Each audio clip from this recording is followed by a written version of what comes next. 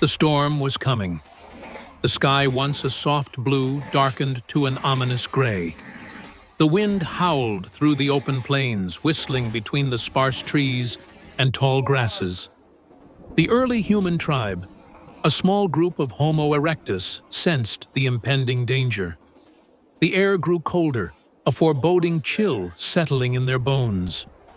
They had learned to read the land, to understand the signs of nature, long before they could speak of them. The tribe was preparing for the worst. In the distance, the great herd of woolly mammoths roamed their massive bodies, moving like shadows in the gloom. The leader of the tribe, a strong and determined woman, glanced at her companions, her eyes filled with unspoken resolve. She signaled to the others, her movements sharp and purposeful. The hunters, men and women alike, grabbed their tools, flint-tipped spears and stone axes, weapons honed through years of use. The young and the elderly were gathered safe within the cave that had served as their refuge for many winters. The storm was not the only threat that day. In the distance, another tribe could be seen, their figures sharp against the horizon, like ghosts emerging from the mist. They were competitors for the land rivals who would stop at nothing to claim the food and shelter of the plains. The tribe's leader tightened her grip on her spear, sensing the danger. This was not just a battle against nature. It was a battle for survival itself. As the first winds of the storm began to whip across the plains, the tribe set off in unison, moving with practiced efficiency. The storm's fury grew, but they were prepared. They had hunted the mammoths before. They knew the terrain, the patterns of the herd, the ways of the beasts. The blizzard howled around them, snow and ice biting at their skin, but the tribe pressed on. The leader's eyes never left the distant herd. They had to get closer. The storm would help mask their movements, give them an advantage. Just then, a distant cry echoed through the wind. The other tribe. They had spotted them. The tension in the air was palpable. The storm had masked the tribe's approach, but now their enemies were closing in. The leader gestured fiercely, and the group broke into smaller sections, each one poised to strike from a different direction. They needed to outflank their opponents to catch them off guard. But time was running out. The mammoths were nearing the edge of the plains, and without the herd, survival would be uncertain. The chase was on. As the rival tribe drew closer, the tension in the air thickened. The storm now raged around them, snow swirling like a curtain blurring the landscape.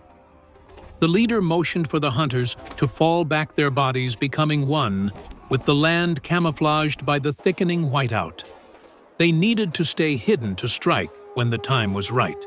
The opposing tribe advanced unaware of the danger. Their presence was like a shadow, creeping across the snow, a threat looming larger with every step. The leader of the rival tribe, a tall, broad-shouldered man, carried a spear tipped with obsidian. His eyes scanning the horizon, vigilant but distracted by the blinding snow. His people had no idea that they were being watched. The leader of the Homo erectus tribe knew this was their moment. The wind howled louder, as if signaling the battle ahead, but there was no turning back now.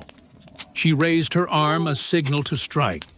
With practiced speed, the hunters sprung from their cover. Their movements were fluid, like ghosts in the storm, their spears aimed at the rival tribe's flank. But as the first hunter lunged, an unexpected growl echoed from the distance. A predator. A saber-toothed cat, its teeth gleaming like ice shards, emerged from the storm, eyes fixed on the group. It was massive, its muscles rippling beneath its fur claws, sharp as blades. The storm had disoriented it too, but the creature had a singular focus: prey. The moment of hesitation was brief. The rival tribe froze, and for a split second the fight for survival shifted. The leader of the Homo erectus tribe made a snap decision. This was no longer just a fight for resources, it was a fight for their lives. "Run!" the leader yelled, though no words were spoken aloud. Her body language spoke volumes. She pointed to the group, signaling them to retreat into the safety of the caves. The hunters, unwilling to leave their prey behind, tried to circle the predator, their spears raised. But the saber-tooth cat was too quick. It pounced on the nearest hunter, a young man dragging him into the storm. The battle for survival had turned. It was no longer just about competing tribes, it was about escaping the jaws of death itself. The leader moved swiftly, rallying the survivors, her voice a silent command. They would not let this be their end. They had faced the ice storms, the giant beasts, and the treacherous wilds. They had survived worse. Together, they could survive this. They ran. The cave was still some distance away, but it was their sanctuary. With the storm howling behind them, they pushed forward, the sharp wind cutting through their skin. The rival tribe, now scattered in fear, watched from the distance as the Homo erectus tribe made its escape. In the chaos, they had been forgotten. The tribe reached the cave just as the storm began to intensify, the blizzard, now a furious roar. Inside, they huddled together, the warmth of the fire from the dried animal skins and the soft glow of the firelight offering comfort amidst the chaos. They were safe for now, but the battle was not over. The storm would pass, and the hunt would continue. The wind continued to howl outside, rattling the cave entrance, but within there was a calm that only the survivors could understand. The tribe gathered around the flickering fire, their faces a mix of exhaustion, fear, and quiet triumph. The leader, her face still set with determination, watched over them. She knew this was not just a battle for food or land, or even their lives. It was a test of their resilience. One by one, the hunters returned to the cave, their expressions dark but steady.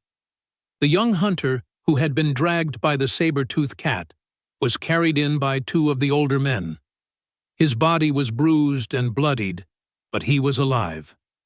The tribe's healer, an older woman whose hands had known the touch of medicine for many years, quickly went to work. She poured a poultice of crushed herbs onto his wounds, her face calm despite the circumstances. "Will he survive?" the leader asked, her voice quiet, but carrying an edge of concern. The healer nodded, her weathered face etched with years of wisdom. "He will, but it will take time." The tribe's youngest, a small child, who had watched in awe and terror, looked up at the leader with wide eyes. His hands were trembling as he clutched a small stone he had found near the fire. The leader bent down and, without a word, placed her hand gently on his shoulder.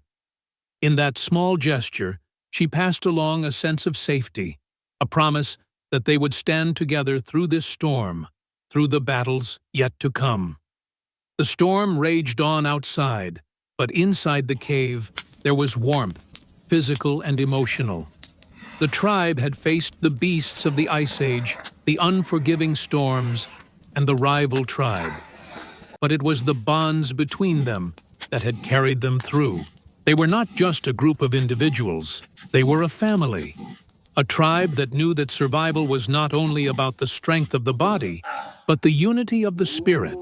The leader stood and turned to face the entrance of the cave. The storm would soon pass, and the hunt would continue.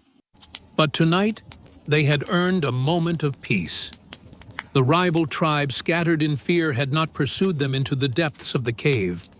Their enemies had underestimated the strength of the Homo erectus tribe, and now the land belonged to them, at least for another day. The leader's gaze turned to the sky as the first signs of dawn broke through the storm clouds. The horizon was a soft pink, signaling the end of the blizzard and the beginning of a new day. It was a sign of hope, a reminder that no matter how fierce the storm, the sun would rise again. As the tribe huddled close, sharing the warmth of the fire and the quiet comfort of each other's presence, the leader allowed herself a rare moment of peace. The battle was not over, but for now, they had survived, together, and that was enough.